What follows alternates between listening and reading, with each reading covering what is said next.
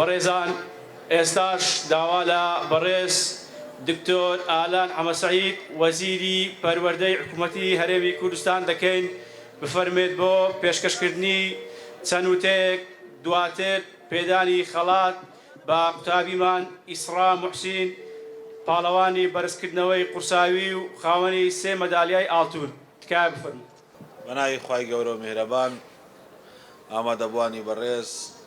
ئەم کاتەیە مولایەکتان باش خۆشحاڵم ئەمڕۆ لێرەین لە پەیمانگای مات بۆ بەشداربوون لە فستیڤاڵی ئەم پەیمانگایە و بینینی چالاکی و هەروەها بەرهەمە ڕەنجینەکانی قوتابی ئازیزەکان و سەرپەرشتیاری کارەکانیان لەلایەن مامۆسایانەوە. وەزارەتی پەروەردەی حکوومەتی هەرێمی کوردستان گرنگجێکی تەواوەدا بە پشتگیریکردنی خوێندنی پیشەیی. لەم نێوەندەشدا جگەل لە پەیمانگا پیشەیەکان لە ماوەی 2 ساڵی ڕابردوو 9 مۆڵەتی ئامادەیی پیشەیی دراوە بۆ خوێندن لە بوارە جیاجیەکانی پیشەیی کە خاوەندارەتی پەیمانگای مادیش لەوانە بوون کە ئەو مۆڵەتیان بەدەستهێناوە بۆ ئامادەیە پیشەیەکان. بە شێوەیەکی گشتی لەسەر ئاسی ئامادەیەکان و لەسەر ئاسی پەیمانگاکان وەزارەتی پەروەردە گرنگجیە دات بە خوێندنی پیشەیی چ لە کەرتی گشتی حکومی بێ و هەروەها چ لە کەرتی تایبەتیش بێ. لە بواری کەرتی گشتی حکومی جەنابی سەرۆکی حکوومەتی هەرێمی کوردستان کاک مەسرور بارزانی 500 ملیۆن دیناری تەرخان کردووە بۆ پشتگیریکردنی قوتابخانە پیشەیەکان و خوێندنی پیشەیی لە کەرتی حکومی و هەروەها لە بواری کەرتی ناحکومیش لەسەر ڕاستپاردەی جەنابیان پێداچوونەوە بە ڕێنمایەکانی خوێندنی پیشەیی ناحکومی کەرتی تایبەت کراوە بە جۆرێک بێ کە لەسەر بنەمای سیاسەتی هاندان و هەروەها جێبەجێکردنی ڕێنمایەکانیش بێ بۆ ئەوەی کە قوتابخانەی پیشەیی ناحکومیش بکرێتەوە قوتابیانی ئێمە بتوانن لێ سوورمە بن. ئەمڕۆ بوونی ئێمە لەم فستیڤاڵانە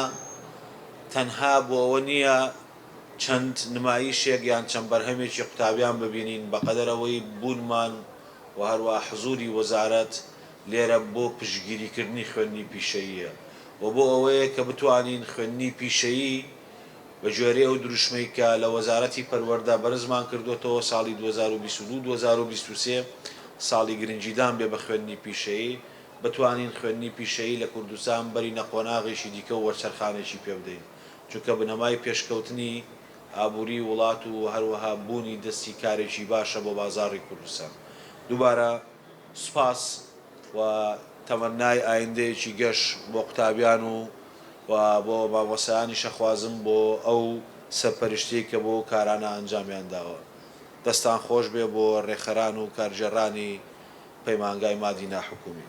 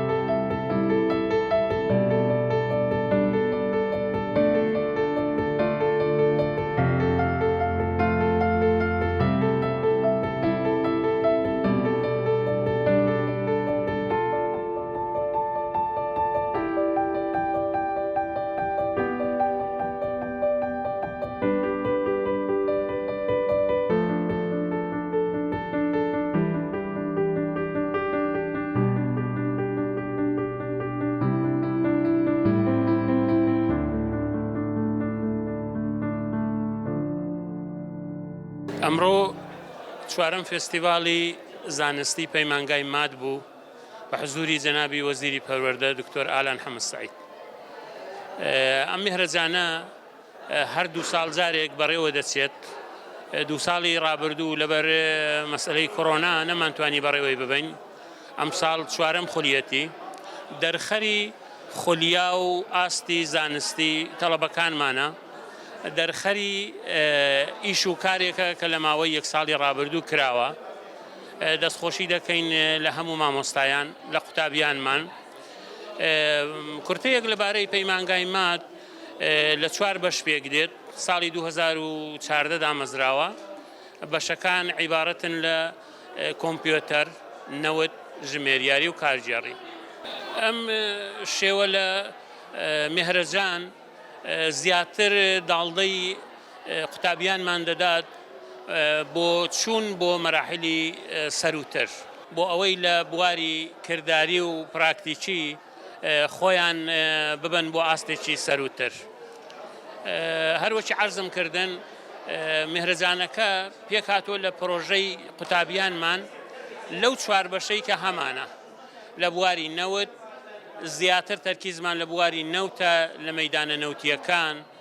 کە تەڵەبەیەک کاتێ تەخەڕوز دەکات بتوانێت لە مەیدانە نەوتیەکان ئیش بکا و دابمەزرێت ئەگەر دانەمەزرا بتوانێت ببێ بە خاوەنی ئیش و پیشەی خۆی لە بواری کارژێڕی لە بواری ژمێریاری لە بواری کۆمپیۆتەر هەموو تەڵەبەکانمان گەیشتونە ئاستێک کە دەتوانم بە جورئەتەوە تەحەدای ئەوە بکەم دەتوانن بۆ خۆیان ببنە خاوەن پیشەی خۆیان و لە ئاستێکی سەرودا تایبەتمەندیەکی دیکەی پەیمانگای ماد ئەوەیە کە تەڵەبەکانی ڕاستەوخۆ وەردەگیرێن لە هەندێک زانکۆی کە گرێبەستمان لەگەڵ کردوونە لە وڵاتانی دەرەوە هەر ئێستاکەش تعدادێکی باشمان لە زانکۆکانی زۆر باشی عالەمی خەریکی خوێندن و مەشغوڵی تەحسیلن.